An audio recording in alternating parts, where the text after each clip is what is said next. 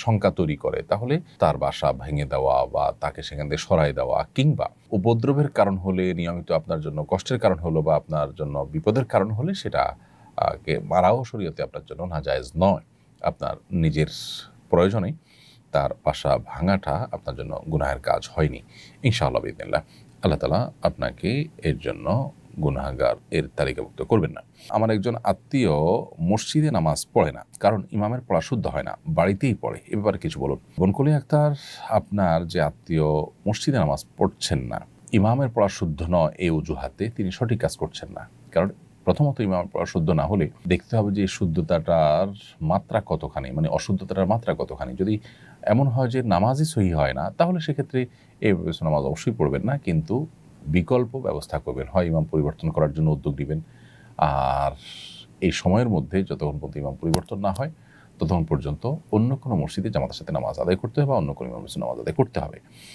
বাড়িতে পড়বেন শুধুমাত্র তখন যদি বিকল্প কোনো মসজিদ না থাকে, তাহলে সেক্ষেত্রে তারপরে সেটা জামাতের সাথে আদায় করা উচিত। এজন্য তার এই কাজটা ভুল কাজ। আর যদি ইমামের কেরাতের অশুদ্ধতাটা সেই পর্যায়ে না হয় যে নামাজ সহি হয় না, তাহলে সেক্ষেত্রে ওই ইমামের পিছনে নামাজ পড়তে হবে। তারপরেও জামাত ত্যাগ করা বা বাসায় একা একা নামাজ পড়া উচিত হবে না। আমি কাঁচামালের দোকানে কাজ করি, আমাকে মিথ্যা কথা বলতে হয়, কালকের মাল আজকের বলে বিক্রি করতে হয়। আমার করণীয় কি? মিথ্যা না বললে চাকরি চলে যাবে। বাইদুল ইসলাম, চাকরি আপনার রিজিকদাতা নয়। সন্দেহাতীতভাবে চাকরি থাকলে আমাদের জীবিকা নির্বাহ করার পথটা সহজ হয়, সেজন্য আমরা চাকরি রক্ষা করার জন্য চেষ্টা করি। কিন্তু তার মানে এই নয় যে আমার ঈমান, আমল, আমার আখিরাত ধ্বংস করে হলেও আমাকে চাকরি করতে হবে। সেই জায়গা থেকে আপনাকে বলতে চাই যে আপনার জন্য শরিয়ার বিধান হলো যে মিথ্যা বলা ছাড়া যদি চাকরি করা না যায়, সেই চাকরি করা আপনার জন্য জায়েজ নয়। চাকরি করে আপনি জীবিকা নির্বাহ করবেন, কিন্তু মিথ্যা বলে তো আপনি আপনার জাহান্নামের পথ সুগম করবেন।